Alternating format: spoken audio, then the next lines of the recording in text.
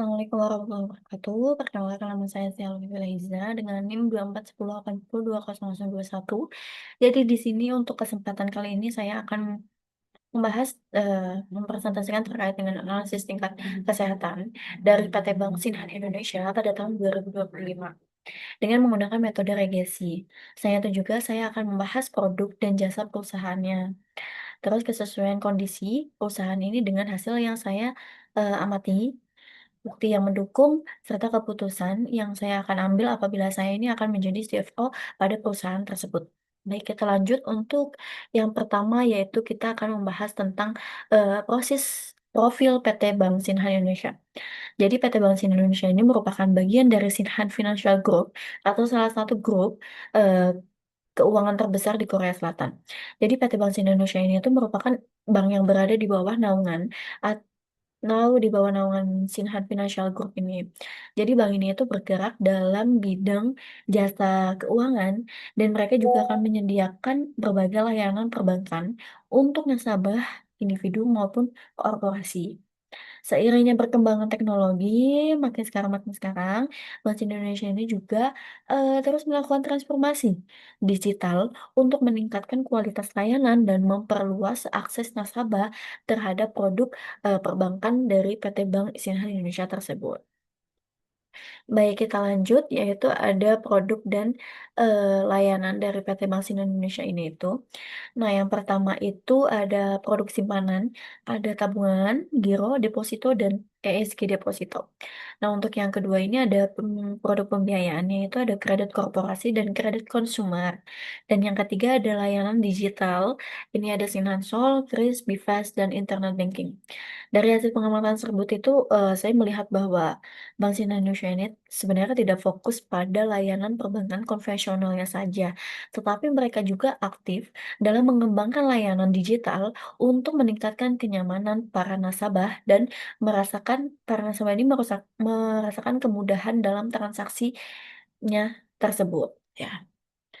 Nah, untuk selanjutnya kita akan membahas analisis rasio keuangannya. Jadi sebelum kita menganalisis regesinya, kita akan menganalisis rasio keuangannya yang relevan dengan industri perbankan sekarang.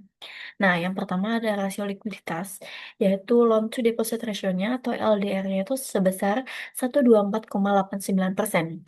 Jadi, nilai ini itu menunjukkan bahwa penyaluran kredit ini itu lebih tinggi dibandingkan dengan dana pihak ketiganya yang dihimpun dari bank tersebut. Jadi hal ini menunjukkan bahwa aktivitas penyaluran kreditnya ini yang agresif. Jadi sebenarnya bank ini masih perlu tetap menjaga likuiditasnya agar mereka ini tetap mampu dalam memenuhi kebutuhan dana nasabahnya mereka tersebut. Nah, untuk yang kedua ini ada rasio solvabilitas atau capital adequacy ratio atau CAR-nya itu sebesar 24,07%.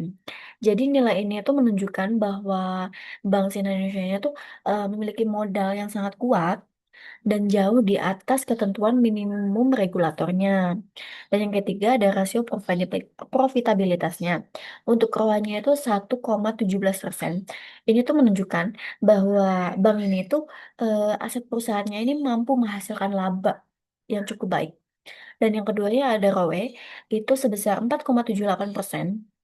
Jadi ini tuh menunjukkan bahwa PT Bank Syariah Indonesia ini tuh mampu menghasilkan keuntungan, keuntungan dari modal yang dimiliki oleh para pemegang sahamnya. Dan yang ketiga ada NIM-nya itu sebesar 2,01%. Itu menunjukkan bahwa PT Sinar Indonesia ini tuh eh, bank ini tuh mampu dalam menghasilkan pendapatan bunga bersihnya dari aset produktif yang dimiliki oleh bank tersebut.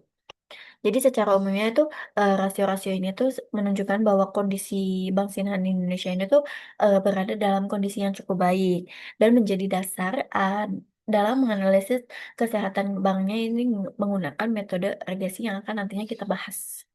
Oke, saya ada kisah kinerja keuangannya itu PT Sinar Indonesia ini mencatat kinerja keuangannya itu udah total asetnya ada di 27,24 triliun. Jadi ini menunjukkan pertumbuhan yang sudah signifikan. Kita lanjut untuk analisis regesinya. Untuk yang pertama ini pada metode regresi ini, pertama kita akan menganalisis risk profile.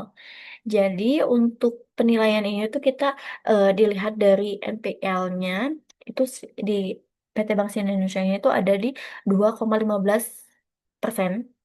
Ya untuk NPL-nya itu dikategorikan sehat karena eh, tingkat kredit bermasalahnya itu masih rendah, sehingga risiko kredit banknya ini masih dapat dikendalikan dengan baik.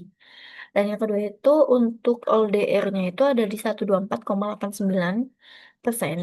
Ini itu sudah dikategorikan tidak sehat karena bank ini tuh menunjukkan bahwa penyaluran kreditnya itu sudah cukup tinggi. Meskipun demikian, bank ini masih mampu menjaga likuiditasnya, kualitas kreditnya, sehingga risiko yang dihadapi oleh mereka ini masih dalam batas yang bisa dikelola lah, dikelola dengan baik. Makanya sudah dibilang tidak sehat kan. Untuk hasilnya ini kesimpulannya bahwa risk profile-nya ini dikategorikan baik. Oke, kita lanjut untuk analisis good corporate governance-nya ini, TKG, atau tata kelola dari Bank PT Bank Sinhan Indonesia. Dari hasil berdasarkan hasil self assessment-nya ini tuh eh, PT Bank Sinhan Indonesia ini sudah mendapat peringkat 2. Ini tuh berarti dikategorikan baik.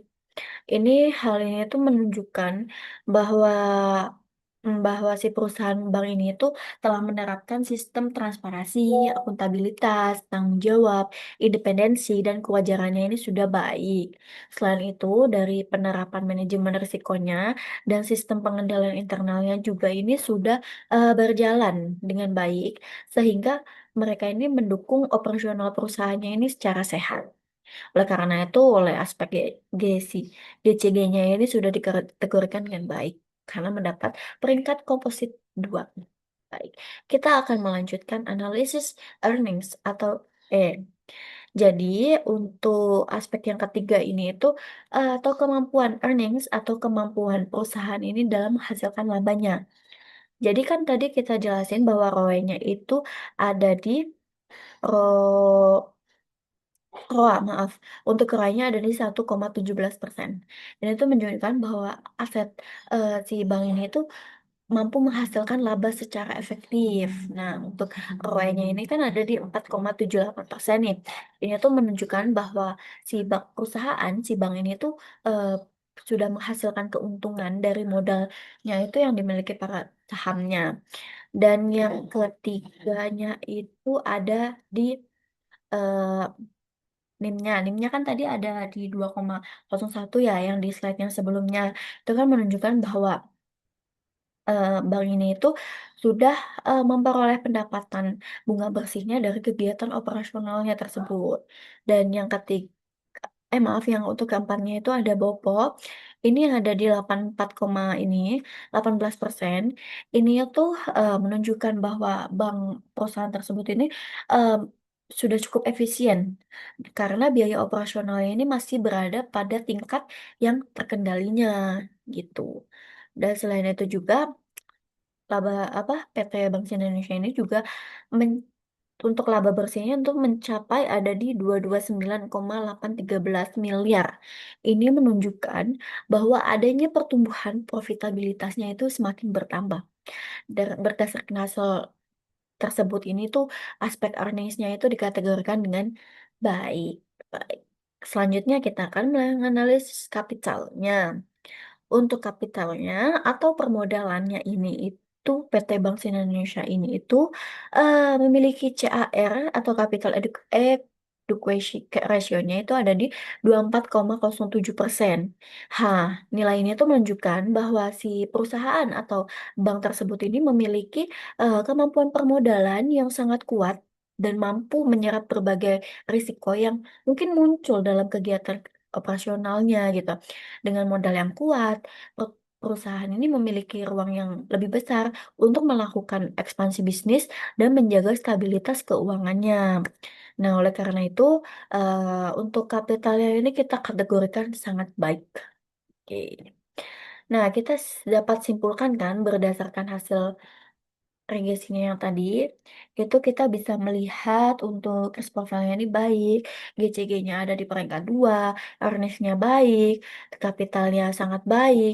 Dengan demikian bahwa PT Bank Sinhan Indonesia ini kita simpulkan nih bahwa mereka ini perusahaan tersebut ini sudah termasuk dalam kategori bank yang sehat berdasarkan metode regesinya.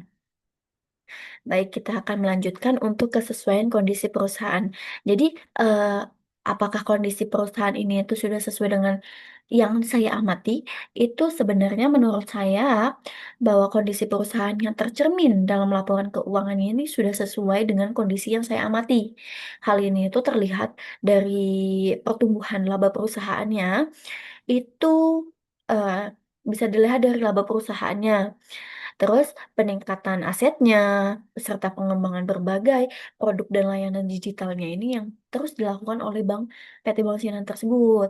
Nah, perusahaan ini juga aktif dalam melakukan inovasi untuk meningkatkan kualitas layanannya kepada para nasabahnya sehingga perkembangan bisnis yang terlihat ini itu yang terlihat di lapangan ini sejalan dengan hasil yang ditunjukkan oleh laporan keuangan tersebut yang sudah dianalisis. Baik.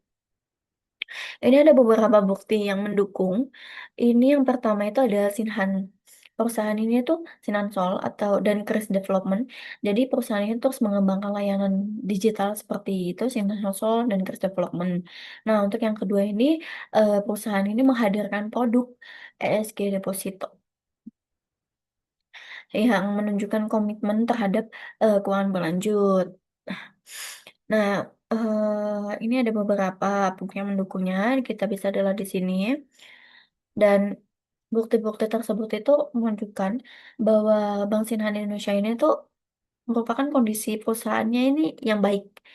Jadi tidak hanya dilihat dari angka-angka laporan keuangannya saja, tetapi dari aktivitas bisnis yang mereka jalankan ini sudah berkembang secara baik. Jadi itu ada beberapa bukti yang mendukungnya. Jadi yang terakhir saya akan membahas apabila saya akan menjadi CFO dalam perusahaan tersebut nih, saya itu akan mengambil beberapa keputusan yang akan saya ambil untuk 1 tahun ke depannya. Nah, untuk itu yang pertama itu saya akan eh, meningkatkan dana murah seperti tabungan dan giro untuk memperkuat likuiditas perusahaan tersebut. Dan yang kedua itu untuk memperkuat digital bankingnya agar jumlah para nasabah dan volume transaksinya ini terus meningkat, terus bertambah gitu. Dan yang ketiga, ada menjaga kualitas kreditnya agar si rasio NPL-nya tadi itu tetap rendah dan risiko kreditnya ini bisa kita kendalikan secara baik.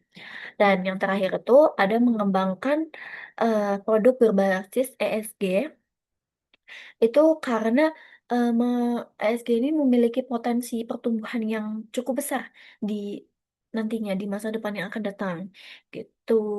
Jadi melalui strategi tersebut, saya berharap perusahaan PT Bank Sina Indonesia ini dapat meningkat profitabilitasnya sekaligus bisa mempertahankan kesehatannya, kesehatan banknya dengan baik. Baik, terima kasih.